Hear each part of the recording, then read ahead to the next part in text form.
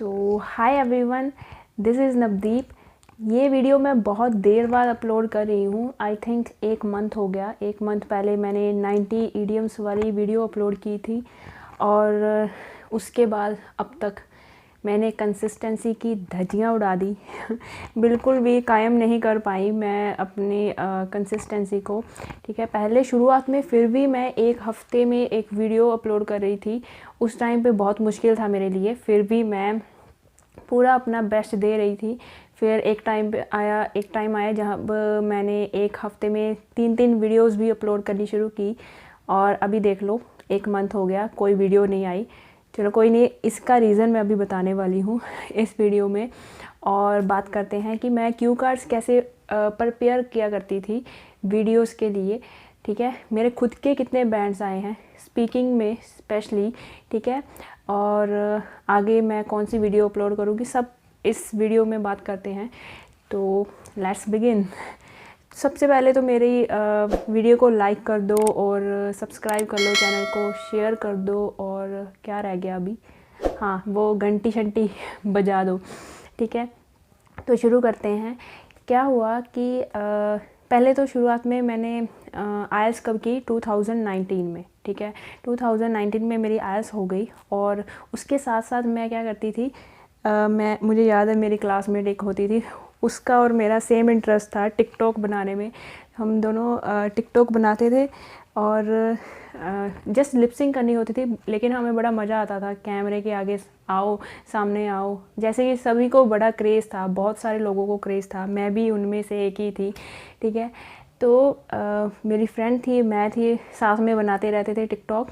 और उस टाइम पे ऐसा हुआ जब मेरा आइल्स का एग्ज़ाम हो गया तो मुझे लगा कि यार मैं टाइम वेस्ट करती हूँ ये टिकटॉक में, क्योंकि सिर्फ लिपसिंग करती हूँ, कोई कुछ सीखता नहीं है मेरे से, मैं कुछ सीखती नहीं हूँ ये सब करके। मतलब मुझे एक्टिंग तो करनी नहीं है ऑब्वियसली, है ना, मेरा कोई इंटरेस्ट नहीं है एक्टिंग में, तो ये छोड़ो पहले तो फिर मैंने यूट्यूब को चूज़ किया। फिर मेरे को ये था कि मैं कुछ ऐसा अपलोड किया करूं, ऐसी वीडियोस जिसमें मैं कोई नॉलेज प्रोवाइड करूं, सामने वाले का कुछ फ़ायदा हो, कुछ सीखे मेरे से और मेरा भी फ़ायदा हो। जब मैं कुछ सिखाऊंगी किसी को, ऑब्वियसली मैं भी बहुत कुछ लर्न करूंगी।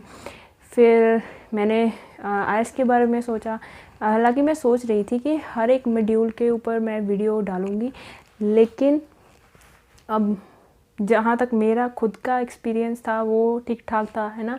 मेरे जो बैंड थे 6.5 ओवरऑल थे, 6.5 स्पीकिंग में थे, 7.5 तक मेरे लिसनिंग के और रीडिंग के 6.5 और राइटिंग के 6। कितना याद कर करके बता रही हूँ मैं ऐसे ही कुछ थे, राइट, क्योंकि मैंने एग्ज़ाम भी बहुत बार दिया हुआ है। मैं भी कुछ ऐसे नहीं हूँ कि पहली बार दिया और मेरे बैंड्स आ गए। सबसे ज़्यादा सफ़र किया मैंने रीडिंग में, तो उसके बारे में मैं अलग वीडियो बनाऊँगी कि किस तरह से मैंने 12th डे में अपना जो लेवल है वो अप कर लिया था, तो वो अलग वीडियो बनाऊँगी। तो ये मेरे बैंड्स आए थे। तो मैं, जैसे कि आप अंदाज़ा लगा पा रहे होंगे, मैं ज़्यादा कुछ स्पेशल तो थी नहीं। फिर मैंने सोचा कि क्यू कार्ड्स के ऊपर बनाती हूँ, क्योंकि मैं स्टोरी क्रिएट कर लेती थी, लेकिन मैंने कभी खुद अपने स्पीकिंग में वोकैबुलरी कुछ अच्छी कुछ ख़ास यूज़ की नहीं थी। लेकिन यहाँ पे वीडियोस को अच्छी बनाने के आड़ में क्या बोलते हैं पता नहीं अच्छा बनाना चाहती थी, इसलिए मैंने वोकैबुलरी नहीं सीखी। जैसा टॉपिक आता था उसके रेलेवेंट वोकैबुलरी और ईडियम्स, ठीक है, बिल्कुल ऑर्गेनाइज़ कर लेती थी सारा का सारा। फिर कैमरे के आगे आकर बोलती थी। कुछ लोग कमेंट करते थे कि आप मत आया करो सीधा सैम्पल आंसर लिखा आ जाया करे, बस वही बहुत है। लेकिन मैं क्या करती, मुझे ज़्यादा इंटरेस्ट था कैमरे के आगे आकर कुछ बोलना, फिर वीडियोस बनाकर अपलोड करना।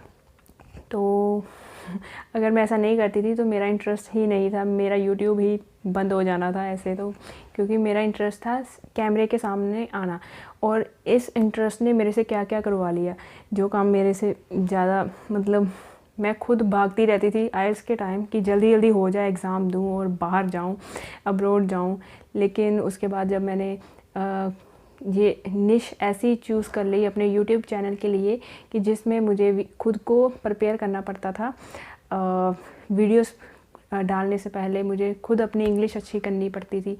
पहले मेरी मई इनटेक थी, ठीक है, और मई इनटेक थी। उसके बाद आप जैसे कि आपको पता ही है कोविड आ गया, बहुतों को बहुत ज़्यादा प्रॉब्लम हुई, मुझे भी ऐसे ही, मैं भी स्टक हो गई और मुझे डेफर ऑप्शन के साथ जाना पड़ा।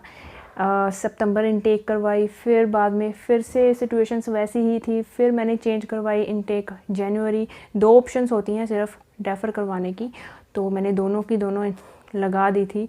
अभी फाइनली मेरी जनवरी इनटेक है और मैं कनाडा आ चुकी हूँ। 18th को लैंड हुआ था मेरा प्लेन। धूप थी उस दिन, मैं तो सोच रही थी यहाँ तो सुना है मैंने बहुत ठंड होती है और यहाँ पे धूप निकली हुई है। प्लेन में गर्मी लग रही थी, एयरपोर्ट में भी गर्मी लग रही थी क्योंकि कपड़े बहुत ज़्यादा पहने हुए थे मैंने। फिर जब एकदम से एयरपोर्ट के बाहर आई तब मुझे ठंड लगी, तब मुझे पता चला कि यस -9 डिग्री टेम्परेचर है यहाँ पे। हालांकि धूप थी उस दिन, तो अभी तो बर्फ़ पड़ी हुई है। ये मेरा रूम है क्वारंटीन का, 14 डेज़ मैंने यहीं पे रहना है। और दिखाऊं रूम तो चलो यही है, बाकी बाहर का नज़ारा दिखाते हैं, जो कि मेरा कनाडा इस पूरे रूम में ही समाया हुआ है थोड़े दिनों के लिए। ये बाहर बर्फ़ पड़ी हुई है, कल बर्फ़ पड़ी, मैंने लाइव बर्फ़ पड़ती हुई स्नोफॉल देखा। कई घंटों तक मैं बैठ के देखती रही सिर्फ टीवी में ही देखा हुआ था, पहले रियल में कभी देखा ही नहीं था। तो ऐसे ऐसे हुआ। 1 महीने पहले मुझे पता चला कि अब मैं ट्रैवल कर सकती हूँ। फिर मेरा पूरा ध्यान अपने फ़ाइल पे आ गया कि हाँ क्या क्या कर सकती हूँ, क्या शॉपिंग करनी है। कोविड था, इसकी वजह से बहुत स्यापे थे और अलग के स्यापे थे, तो उनके लिए स्पेशल कुछ डॉक्यूमेंट्स, कोविड टेस्ट करवाना था, बहुत कुछ था। तो मैं बिज़ी हो गई अपने रूटीन में, ठीक है। फिर टाइम निकलता गया और मेरी कंसिस्टेंसी जो है ब्रेक हो गई, ठीक है। और पहले तो मैं क्यू कार्ड्स जो प्रिपेयर करती थी उनको भी काफ़ी मेरा ध्यान पूरा फोकस उन पर होता था। लेकिन अभी क्या है, अभी मैं सोच रही हूँ रीडिंग पे एक वीडियो अपलोड करूँ, उसके ऊपर वीडियो अपलोड करनी है मैंने, क्योंकि मैं क्यू कार्ड्स की वीडियो बनाती थी और नीचे कमेंट्स आते हैं आप रीडिंग पे वीडियोस बनाओ। आपको ट्रस्ट होगा मेरे ऊपर कि ये कुछ बता दे, ऐसा कुछ जो आपके काम आ जाए, तो मैं वीडियो बनाऊंगी रीडिंग के ऊपर, तो एक्शन ले लेना जो मैं बोलूँगी करने को, तभी आपकी रीडिंग भी ठीक हो जाएगी। क्योंकि मेरी हुई है तो आपकी भी हो सकती है। शुरुआत में मेरे 5 बैंड्स आते थे मेरे ख्याल से, पहले दिन तो मेरे 4.5-5 आए थे, धीरे धीरे 5.5 तक बस स्टक हो गई थी।